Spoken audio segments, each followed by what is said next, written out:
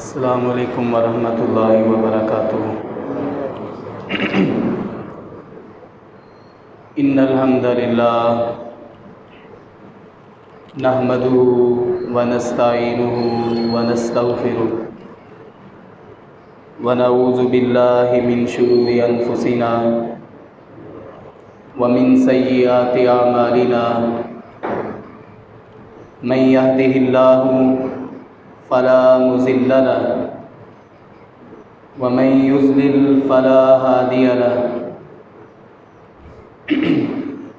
وأشهد أن لا إله إلا الله وحده لا شريك له، وأشهد أن محمدا عبده ورسوله، أما بعد فإن خير الحديث كتاب الله، وخير الهدي هدي محمد صلى الله عليه وآله وسلم، وشر الأمور محدثاتها، وكل محدثة بدعة، وكل بدعة ضلالة، وكل ضلالة في النار۔ يا أيها الذين آمنوا اتقوا الله حق تقاته ولا تموتن إلا وأنتم مسلمون۔ يا أيها الناس اتقوا ربكم الذي خلقكم من نفس واحدة وخلق منها زوجها وبث منهما رجالا كثيرا ونساء، واتقوا الله الذي تساءلون به والأرحام إن الله كان عليكم رقيبا۔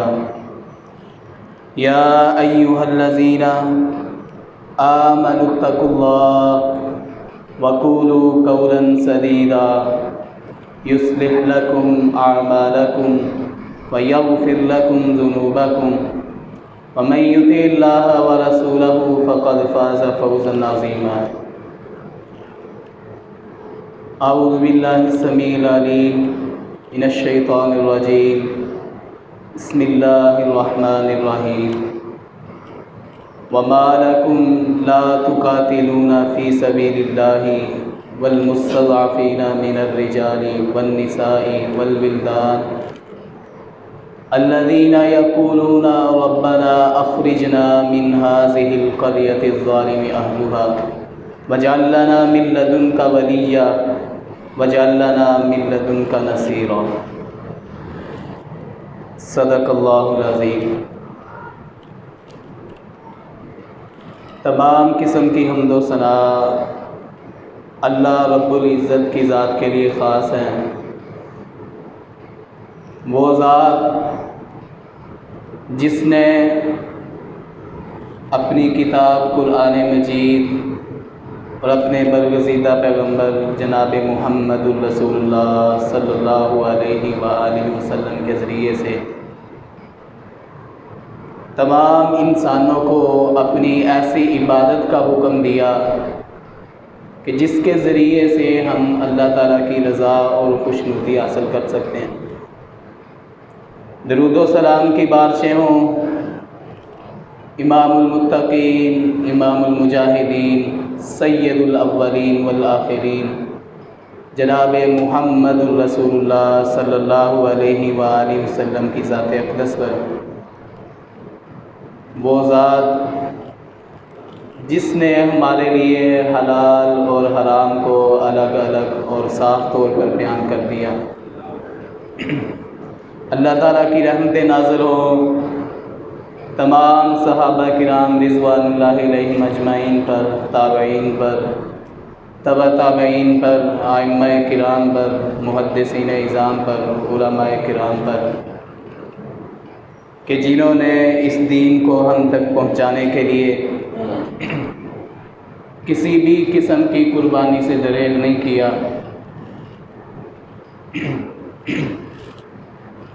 سامعین محترم، تاریخ اسلام جو ہے وہ قوموں کے عروج اور زوال کے جو اسباب ہیں ان پر مبنی ایک دستاویز ہے جس کو ہم جھٹلا نہیں سکتے، جو معلومات، مشاہدات اور تجربات بھی سامنے آتے ہیں۔ آپ ماضی قریب کی تاریخ میں اگر دیکھیں تو خلافت عثمانیہ کا انحطاط اور اسرائیل کا القدس میں آباد ہونا، پھر خلیفہ سلطان عبدالحمید کا اپنی زندگی کے آخری دم تک سیدنا عمر بن خطاب رضی اللہ تعالی عنہ کے معاہدے پر قائم رہنا، اور یہودیوں کو القدس میں جو ہے نا ان کا داخلہ منع کر دیا گیا۔ خلیفہ سلطان عبدالحمید کے دور میں، اور وہ زندگی کے آخری سانس تک اسی معاہدے پر قائم رہے جو عمر بن خطاب رضی اللہ تعالیٰ عنہ نے تحریر کیا تھا۔ سامعین محترم، اگر مسلم امہ متحد ہو، اتحاد پر قائم ہو، تو تمام کے تمام مسائل کا حل جو ہے نا وہ اتحاد میں ہے اور اتفاق میں ہے، تفرقے ختم کرنے میں ہے۔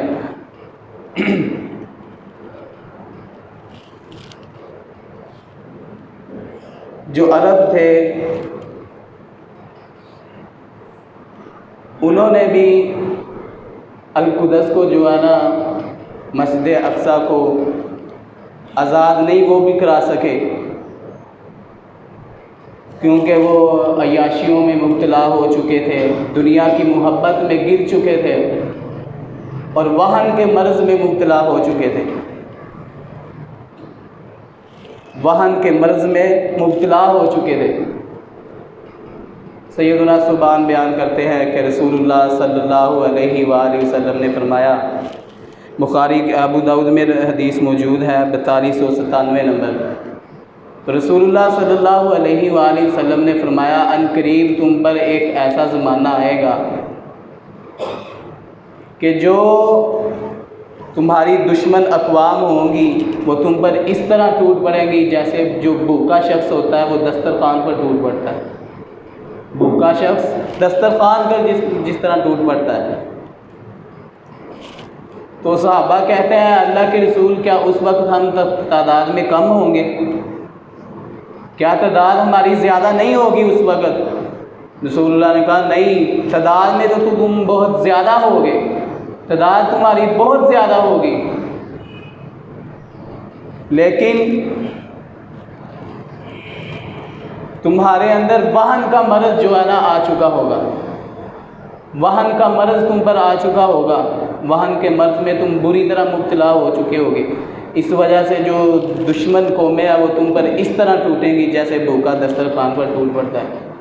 تو صحابہ نے کہا، اللہ کے رسول وہن کا مرض کیا ہوتا ہے؟ اللہ کے رسول وہن کا مرض کیا چیز ہے؟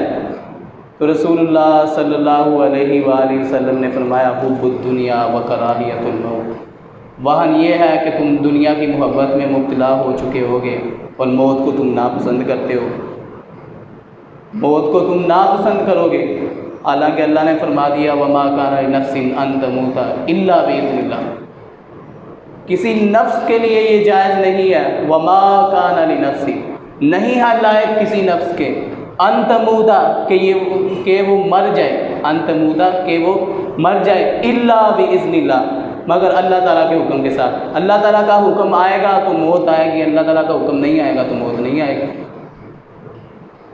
تو جب حکم آ گیا تو پھر نہ ہی ایک گھڑی ہم آگے بڑھ سکیں گے، نہ ہی ایک گھڑی پیچھے ہٹ سکیں گے۔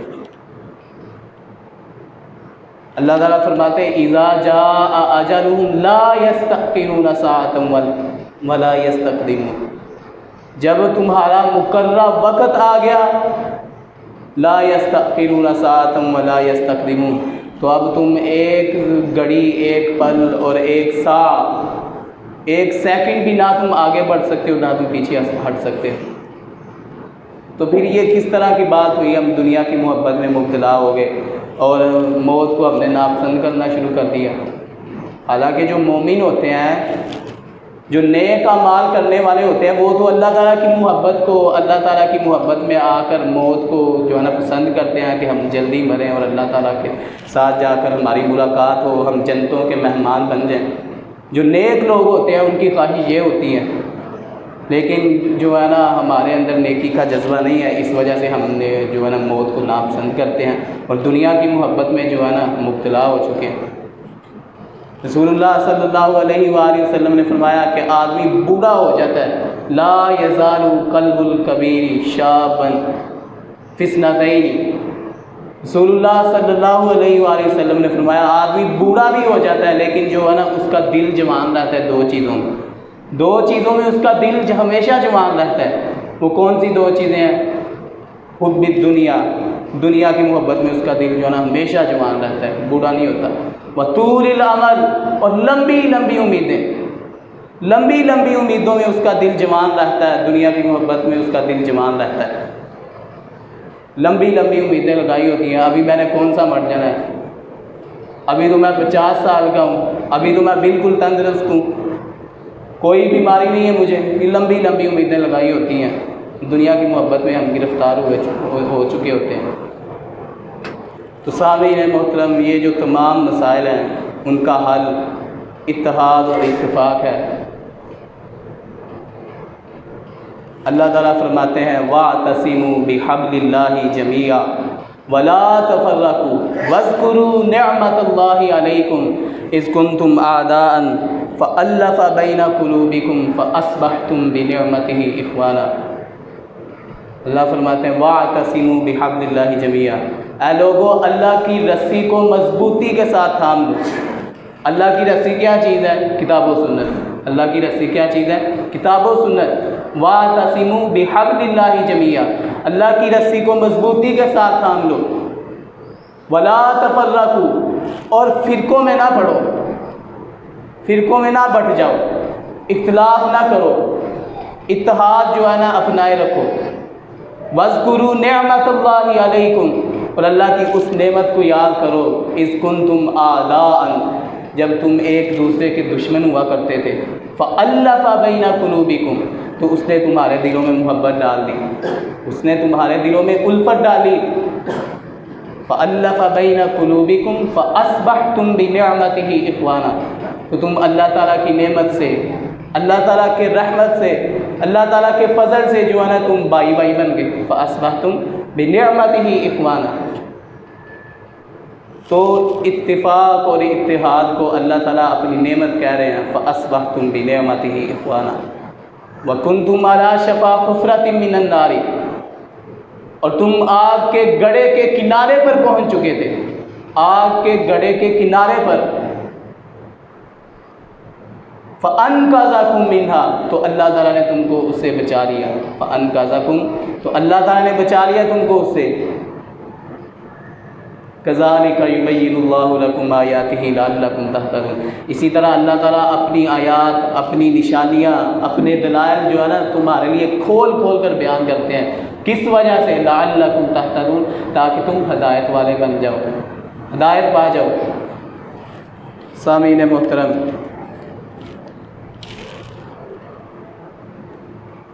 سورۃ الحجرات میں اللہ تعالیٰ فرماتے ہیں إِنَّمَا الْمُؤْمِنُونَ إِخْوَةٌ فَأَصْلِحُوا بَيْنَ أَخَوَيْكُمْ، کہ تمام کے تمام جو مومن ہیں، إِنَّمَا الْمُؤْمِنُونَ إِخْوَةٌ، وہ آپس میں کیا ہے؟ بھائی ہیں۔ فَأَصْلِحُوا بَيْنَ أَخَوَيْكُمْ، آپس میں صلح رکھا کرو، اپنے معاملات کو درست رکھا کرو۔ وَاتَّقُوا اللَّهَ، اور اللہ تعالیٰ سے ڈر کے رہا کرو، اللہ تعالیٰ کا تقوی اختیار کیا کرو۔ کیوں؟ لَعَلَّكُمْ تُرْحَمُونَ، تاکہ تم پر رحم کیا جائے، تاکہ تم پر اللہ کی رحمت ہو۔ تم اللہ کی رحمت کے حقدار بن سکو۔ انما المؤمنون اخوۃ، تو اللہ کی رحمت کے حقدار ہم کب بنیں گے؟ اللہ کی رحمت کے حقدار کب بنیں گے؟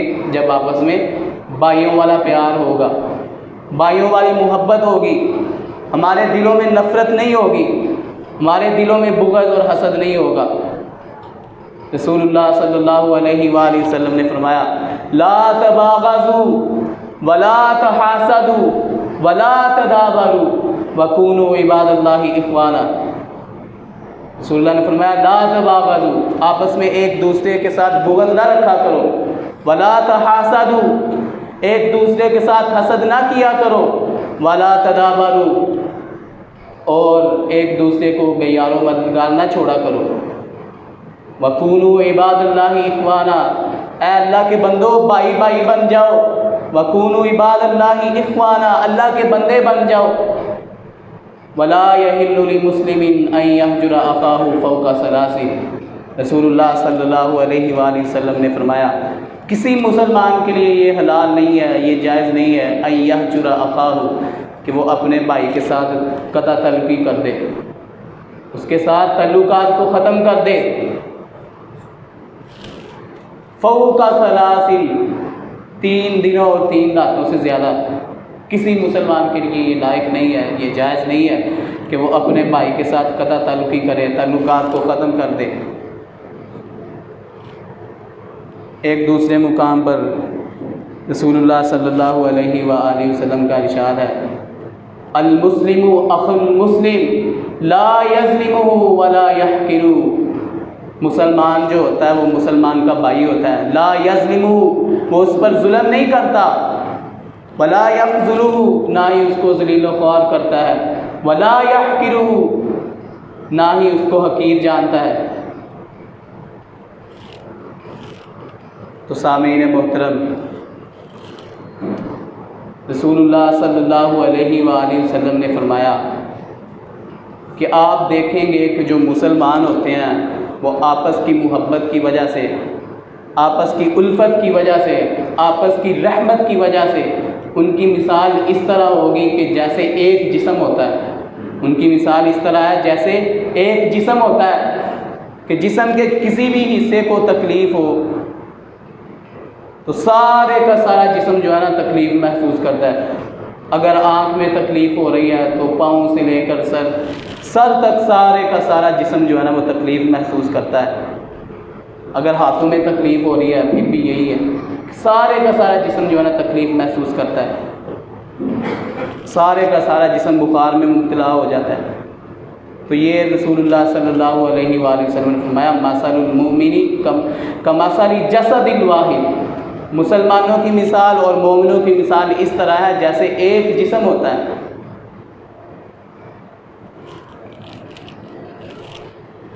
آج آپ دیکھ لیں فلسطین میں کس طرح مسلمانوں پر ظلم و ستم کیا جا رہا ہے، اور 20ویں صدی کا سب سے بڑا حادثہ اور سب سے بڑا سانحہ یہ ہے کہ 1948 میں جب یورپ سے آئے ہوئے یہودی وہاں پہ آباد ہو جاتے ہیں، اسرائیل کی ریاست جو ہے نا وجود میں آتی ہے، تو وہاں پہ ہزاروں سالوں سے مسلمان جو ہے نا فلسطین میں آباد ہیں، ان کو ان کی جائیدادوں سے بے دخل کیا جا رہا ہے، ان کے گھروں سے بے دخل کیا جا رہا ہے، اور لاکھوں مسلمانوں کو شہید کیا جا رہا ہے، قتل کیا جا رہا ہے، ان کو زخمی کیا جا رہا ہے۔ اور کتنے ہی ایسے مسلمان ہیں جو رحمت کی حالت میں جو ہے نا اپنی زندگی بسر کر رہے ہیں کہ کوئی ہمیں آئے، ہمیں ان کے ظلم و ستم سے آزاد کرائے۔ لیکن ہماری حالت یہ ہے کہ ہم نے بس قرارداد پیش کر دی، چلو جی قرارداد منظور ہو گئی، مظاہرے کر دیے، احتجاج کر دیے، بس یہی ہم کر سکتے ہیں اور کچھ نہیں کر سکتے۔ اللہ فرماتے ہیں وَمَا لَكُمْ لَا تُقَاتِلُونَ فِي سَبِيلِ اللَّهِ وَالْمُسْتَضْعَفِينَ مِنَ الرِّجَالِ وَالنِّسَاءِ وَالْوِلْدَانِ الَّذِينَ يَقُولُونَ رَبَّنَا أَخْرِجْنَا من هذه القرية الظالم أهلها واجعل لنا من لدنك وليا واجعل لنا من لدنك نصيرا۔ اللہ فرماتے ہیں وما لکم، تمہیں کیا ہو گیا، وما لکم، تمہیں کیا ہو گیا، تمہارا کیا عذر ہوگا، لا تقاتلون فی سبیل اللہ، تم اللہ کے راستے میں جہاد کیوں نہیں کر رہے، لا تقاتلون فی سبیل اللہ، تم اللہ کے راستے میں جہاد نہیں کر رہے، والمستضعفین من الرجال والنساء والولدان، اور جو کمزور مسلمان مرد ہیں، کمزور عورتیں ہیں، کمزور بچے ہیں، ان کے لیے تم کیوں جہاد نہیں کر رہے؟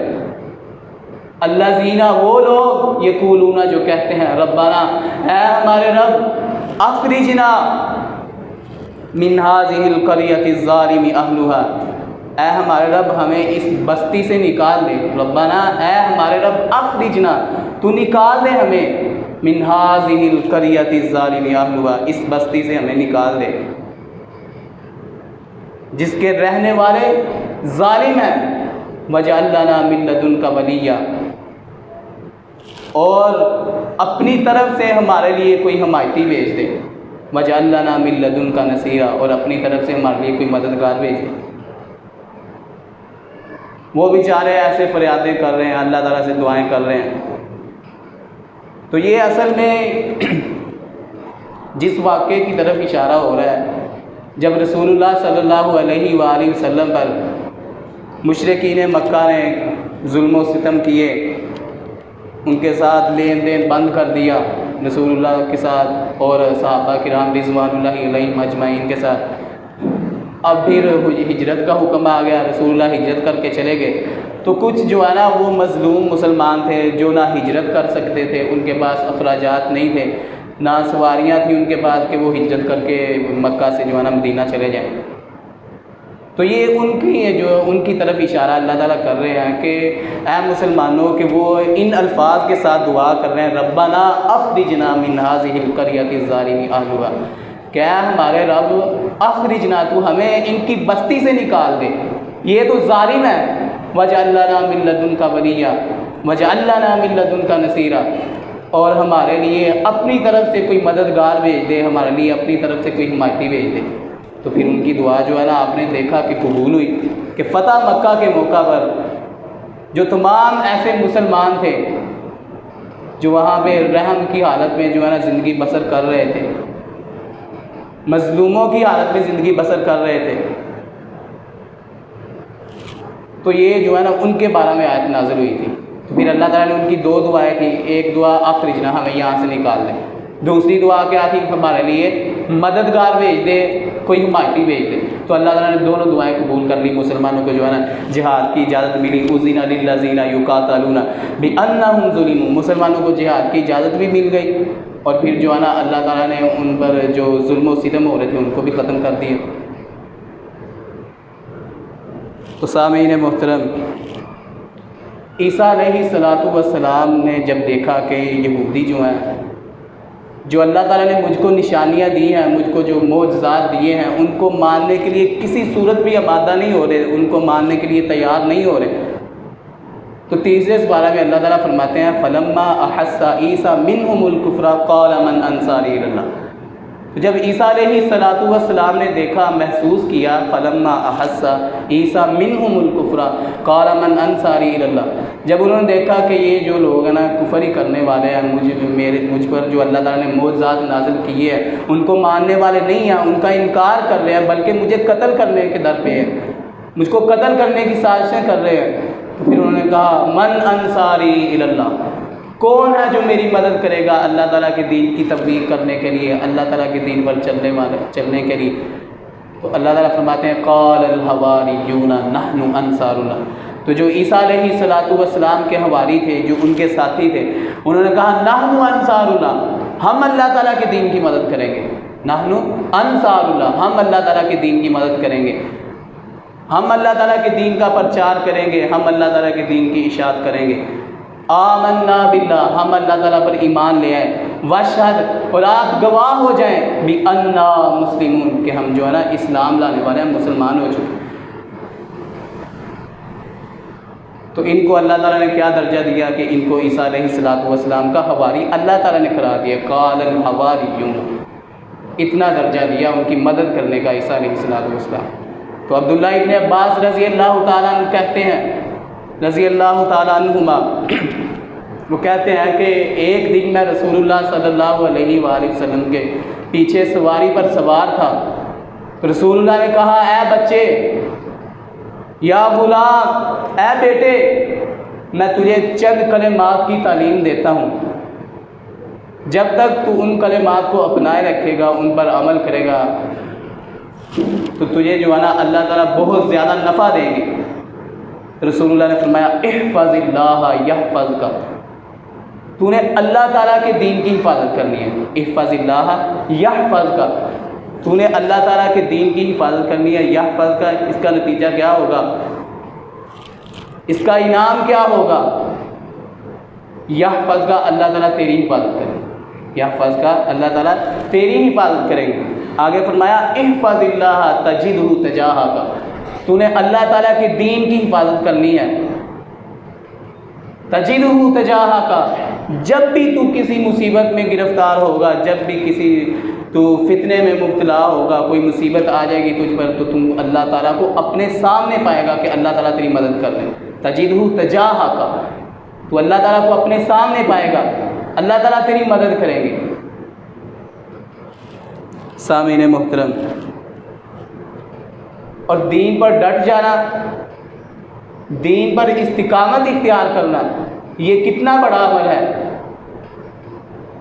کہ اگر کوئی شخص ایمان لے آتا ہے، پھر وہ باطل کفتوں کے جو ظلم ہوتے ہیں ان سے گھبرا کر دین سے پیچھے نہیں ہٹتا، تو ایسے لوگوں کو اللہ تعالیٰ کیا انعام دیتے ہیں؟ اللہ تعالیٰ کہتے ہیں، ان الذین قالوا ربنا اللہ، بے شک وہ لوگ، قالوا، جنہوں نے کہا، ربنا اللہ، ہمارا رب اللہ تعالیٰ ہے، ثم استقاموا، پھر شرط یہ ہے کہ اس پر ڈٹ جائیں، اس پر استقامت اختیار کریں۔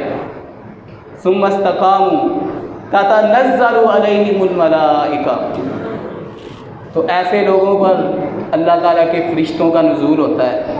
تتنزل علیہم الملائکہ، اب وہ فرشتے آ کر انہیں تسلیاں دیتے ہیں، انہیں حوصلے دیتے ہیں، انہیں کہتے ہیں کہ تم نے گھبرانا نہیں، کسی قسم کا تم نے خوف نہیں کرنا، غم میں تم نے مبتلا نہیں ہونا، اور وہ ان کو جنتوں کی خوشخبریاں دیتے ہیں۔ وہ فرشتے کیا کہتے ہیں؟ اللہ تخافوا، اے مسلمانوں تم نے خوف نہیں کرنا، اللہ تخافوا، خوف نہیں کرنا، ولا تحزنوا، اور نہ ہی غم میں مبتلا ہونا ہے، گھبرانا نہیں، تم نے ڈرنا نہیں ہے، ان کے ظلم و ستم سے گھبرانا نہیں۔ وَأَبْشِرُوا بِالْجَنَّةِ الَّتِي كُنْتُمْ تُوعَدُونَ، اور وہ ان کو جنتوں کی خوشخبریاں دیتے ہیں جن کے وہ وعدے دیے گئے ہیں۔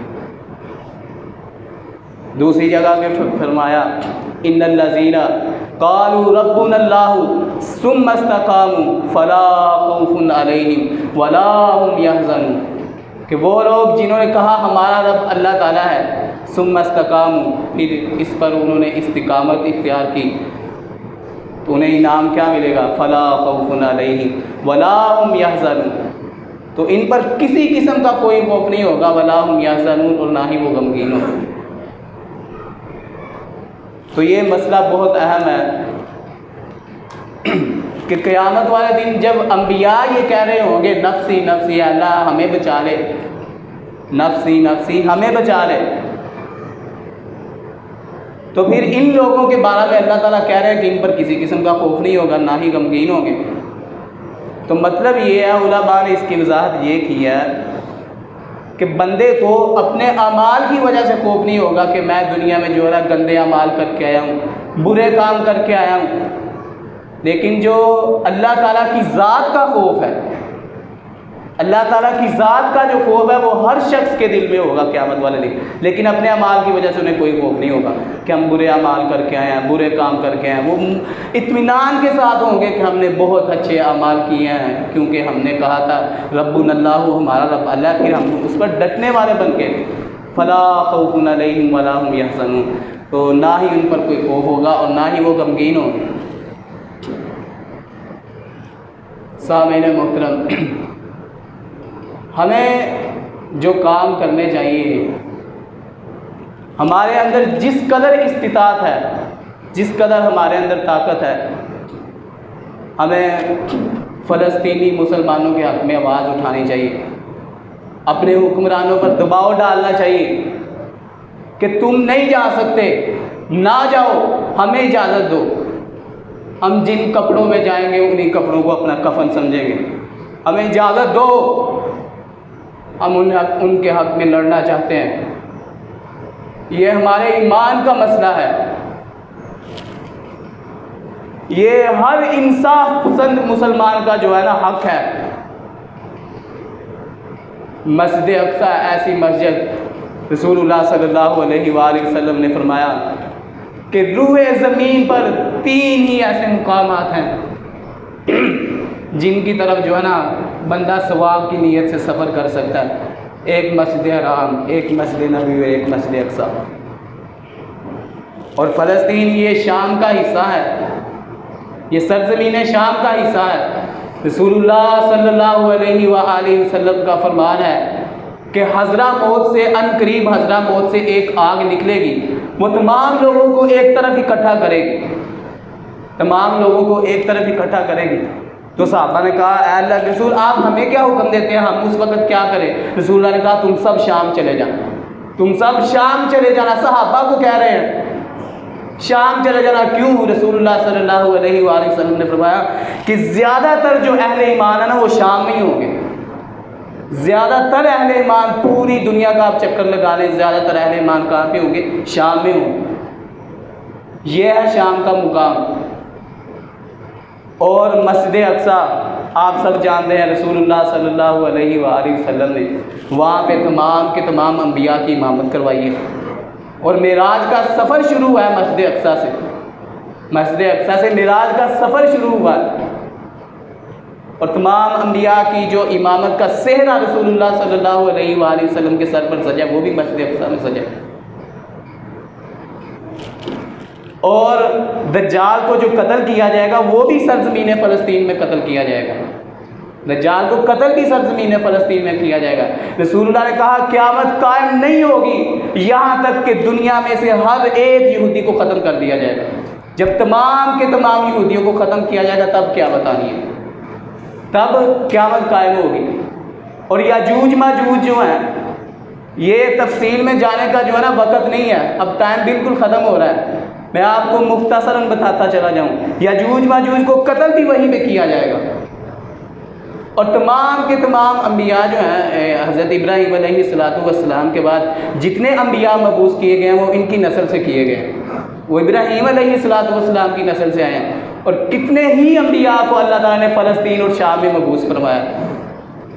اور موسیٰ علیہ السلام نے، بخاری کی حدیث ہے، صحیح حدیث بالکل، موسیٰ علیہ السلام تو یہ تمنا کیا کرتے تھے اے اللہ مجھے موت بھی مسجد اقصی میں آئے، اور مجھے القدس میں جو ہے نا موت آئے۔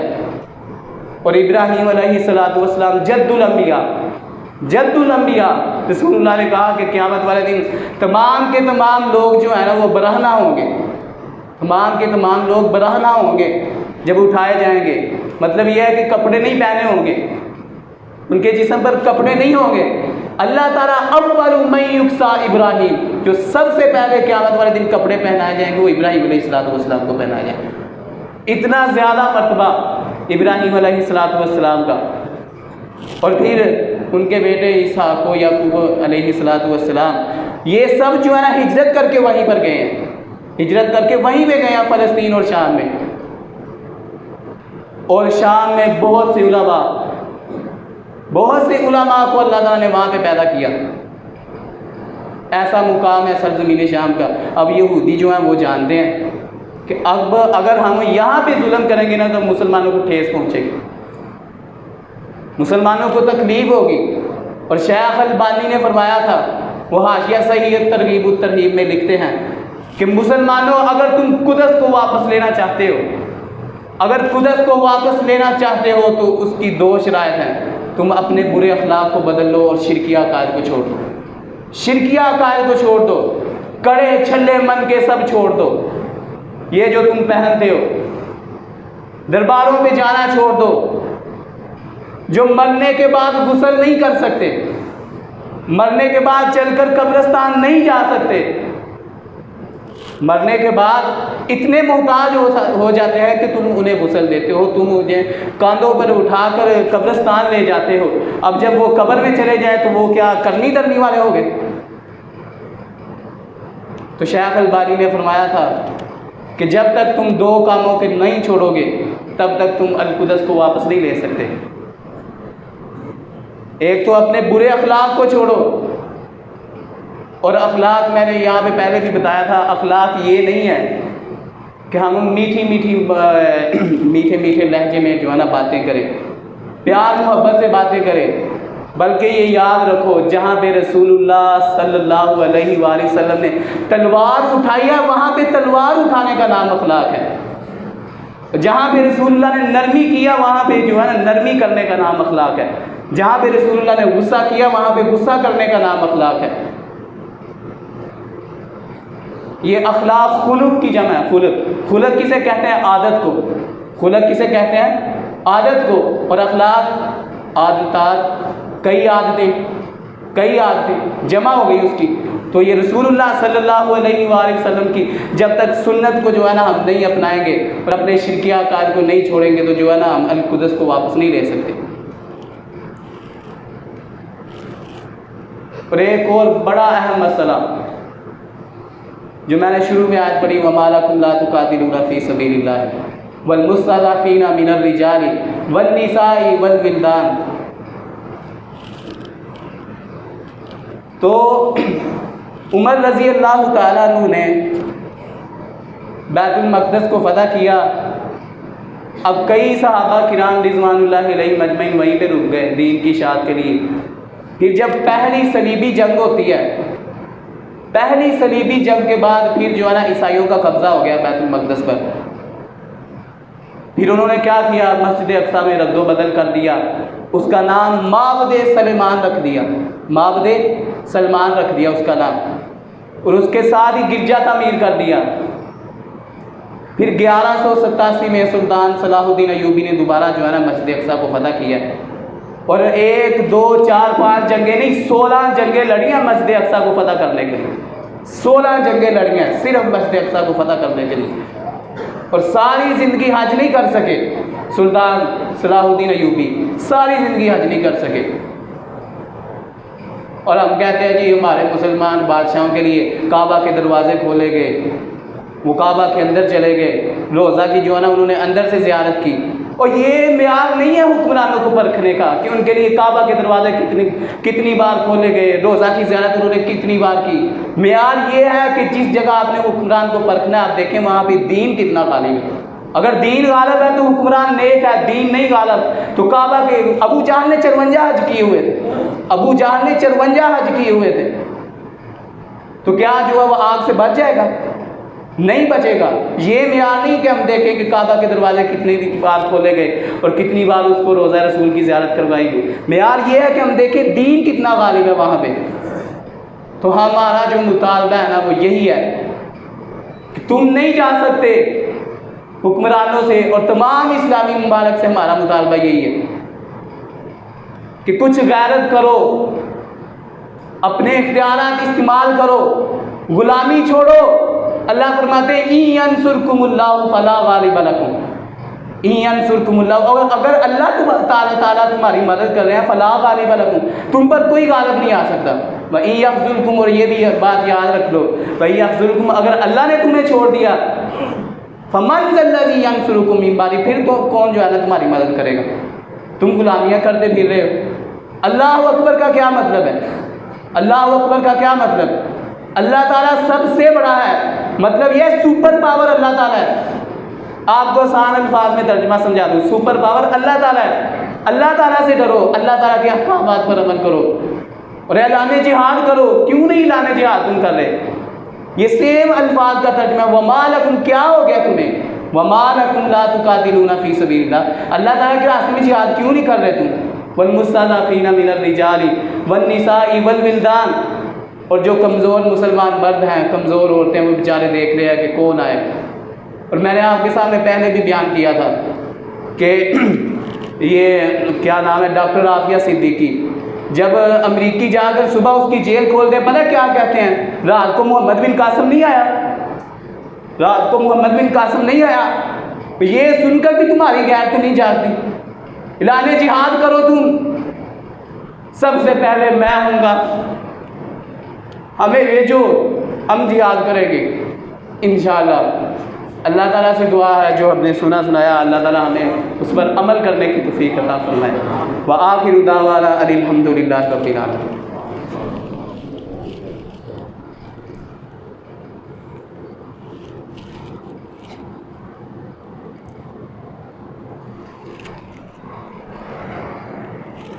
ان الحمد للہ نحمده ونستعینه ونستغفره ونعوذ باللہ من شرور انفسنا ومن سیئات اعمالنا، من يهده الله فلا مضل له ومن يضلل فلا هادي له، واشهد ان لا اله الا الله وحده لا شريك له، واشهد ان محمدا عبده ورسوله، اما بعد فان خير الحديث كتاب الله وخير الهدي هدي محمد صلى الله عليه وآله وسلم، وشر الأمور محدثاتها وكل محدثة بدعة وكل بدعة ضلالة وكل ضلالة في النار۔ يا أيها الذين آمنوا اتقوا الله حق تقاته ولا تموتن إلا وأنتم مسلمون۔ يا أيها الناس اتقوا ربكم الذي خلقكم من نفس واحدة وخلق منها زوجها وبث منهما رجالا كثيرا ونساء، واتقوا الله الذي تساءلون به والأرحام إن الله كان عليكم رقيبا۔ يا أيها الذين آمنوا اتقوا الله وقولوا قولا سديدا يصلح لكم أعمالكم ويغفر لكم ذنوبكم، ومن يطع الله ورسوله فقد فاز فوزا عظيما۔ اللهم اغفر لنا وللمؤمنين والمؤمنات والمسلمين والمسلمات وألف بين قلوبهم وأصلح ذات بينهم وانصرهم على عدوك وعدوهم۔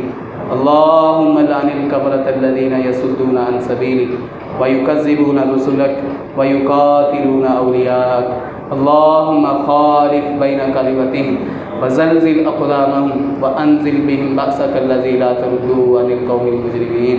يا قاضي الحاجات اقض حاجاتنا وحاجات المسلمين، يا شافي الأمراض اشف مرضانا ومرضى المسلمين۔